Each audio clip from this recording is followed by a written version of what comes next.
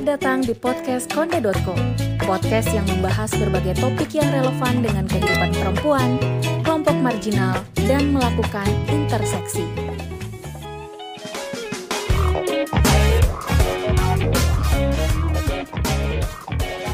Halo Kondevelas, balik lagi di podcast Konde.co bareng aku Nurul Azizah, yang kali ini kita bakal ngebahas soal religius trauma.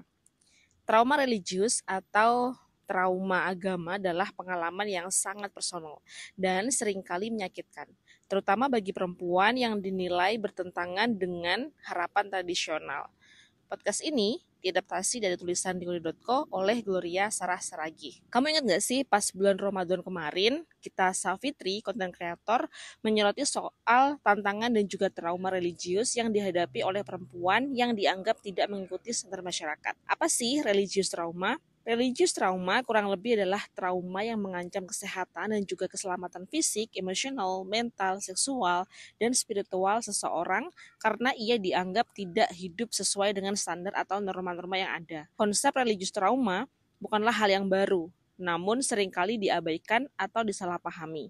Religius trauma terjadi ketika keyakinan dan juga praktik keagamaan seseorang menyebabkan kerugian psikologis yang mengarah pada perasaan bersalah, malu, serta takut. Bagi perempuan seperti kita Safitri yang memilih jalan berbeda dari harapan agama tradisional, trauma yang ia alami bisa sangat parah. Tekanan untuk menyesuaikan diri dengan norma-norma agama dan juga norma masyarakat, ditambah dengan konflik internal dalam mendamaikan keyakinan pribadi dengan ajaran agama dapat menciptakan rasa terisolasi dan juga tertekan secara mendalam. Pilihan yang dianggap tidak sesuai pandangan atau norma inilah yang membuat perempuan menjadi berat, padahal hidup adalah pilihan, bukan dipilihkan. Sebelumnya, kita Saf memilih jalan hidup untuk tidak memiliki anak atau child free. Meskipun pilihan tersebut merupakan hak pribadi, tetap saja menuai kritik pedas dari oknum beragama. Ia sering menerima pesan-pesan yang tidak menyenangkan dan juga nasihat yang tidak diinginkan dari sesama penganut agamanya. Pesan-pesan ini seringkali datang dalam bentuk ajaran agama yang menolak otonomi dan juga kebebasan perempuan untuk membuat keputusan tentang tubuh mereka sendiri. Tekanan dan penghakiman yang tiada henti ini telah menyebabkan religius trauma bagi kita, sebuah trauma yang sayangnya sangat umum dialami oleh perempuan dalam mengalami situasi yang sama. Religius trauma bukanlah sekedar reaksi emosional sementara.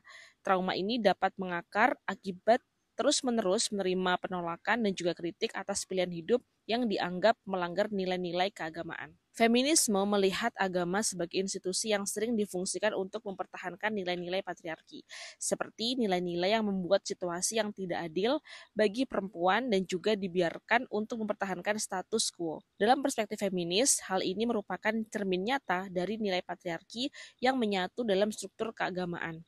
Ketika perempuan ditekan untuk mengikuti peran tradisional yang membatasi kebebasan berekspresi dan juga berkehidupan sesuai dengan keinginan sendiri, maka trauma yang muncul tidak hanya bersifat pribadi, tetapi juga merupakan fenomena sosial yang memerlukan pembongkaran sistematis. Nawal El-Shadawi, seorang penulis dan juga feminis Mesir, juga bergulat dengan situasi menindas dari budaya religius yang patriarkis. Dalam karyanya berjudul Perempuan di Titik Nol, El-Shadawi mengeksplorasi kisah Firdaus, seorang perempuan yang mengalami kemiskinan, kekerasan, dan eksploitasi pada konteks sosial politik Mesir, khususnya penindasan terhadap perempuan dalam struktur patriarki dan fundamentalisme agama. Perjalanan Firdaus untuk merebut kembali otonomi dan suaranya mencerminkan perjuangan yang dihadapi oleh banyak perempuan yang menentang norma agama dan masyarakat. Terlihat ada interseksi antara gender, kelas, dan agama dalam membentuk pengalaman trauma perempuan di Mesir.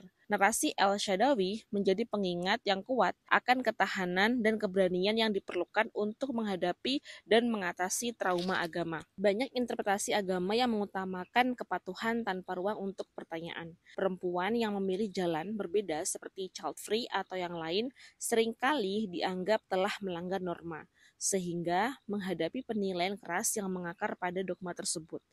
Selain yang tidak diminta yang diterima perempuan melalui media sosial seringkali menjadi simbol dari upaya memaksa kembali ke dalam kerangka tradisional. Ini menciptakan lingkungan di mana kebebasan individu dianggap sebagai sesuatu yang harus disesuaikan dengan norma kolektif yang kaku. Tekanan yang terus-menerus dapat memicu perasaan tidak berdaya, cemas, bahkan depresi. Hal ini merupakan bagian dari religius trauma, di mana pengalaman spiritual yang seharusnya membebaskan justru berubah menjadi sumber penderitaan. Dampak religius trauma terhadap kesehatan mental tidaklah sepele. Rentetan pesan negatif yang terus-menerus dan perjuangan internal untuk mendamaikan keyakinan pribadi dengan ajaran agama dapat menyebabkan kecemasan, depresi, dan masalah kesehatan mental yang lebih berat lainnya. Annette Jerome dan kawan-kawan dalam penelitian mereka tentang coping religius dan spiritual menekankan pentingnya mengintegrasikan keyakinan religius dan spiritual ke dalam intervensi yang peka dan responsif. Penelitian mereka menyoroti pengalaman perempuan dari berbagai tradisi agama yang mengandalkan keyakinan mereka untuk mengatasi peristiwa kehidupan yang berat. Meskipun keyakinan agama dan spiritual dapat menjadi sumber kekuatan dan ketahanan, keyakinan tersebut juga dapat menyebabkan trauma ketika digunakan untuk membenarkan penindasan dan kontrol. Kritik oleh dogma agama, meskipun mungkin dilandasi oleh niat untuk mengarahkan ke jalan yang benar, justru memperkuat struktur patriarki yang mengekang kebebasan berpikir. Hal ini menciptakan atmosfer di mana perempuan merasa harus terus-menerus mempertahankan keputusannya, sambil berjuang melawan stigma dan rasa bersalah yang mengakar. Diskursus mengenai religius trauma mengajak kita untuk mempertanyakan kembali bagaimana interpretasi ajaran agama dapat dikaji ulang. Perempuan dalam konteks ini tidak seharusnya dipaksa untuk menyeret nilai-nilai yang tidak lagi relevan dengan keinginan mereka.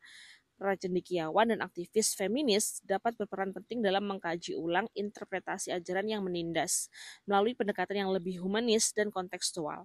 Nilai-nilai spiritual dapat diselaraskan dengan kebebasan dan kesetaraan gender. Itu dulu podcast Koni.co soal religius trauma. Sampai ketemu di podcast Koni.co yang menarik lainnya. Terima kasih sudah mendengarkan dan mari bergabung dalam perjalanan kami untuk menyediakan platform bersuara bagi mereka. Konde.co adalah media yang memperjuangkan perempuan, kelompok marginal, dan intersection.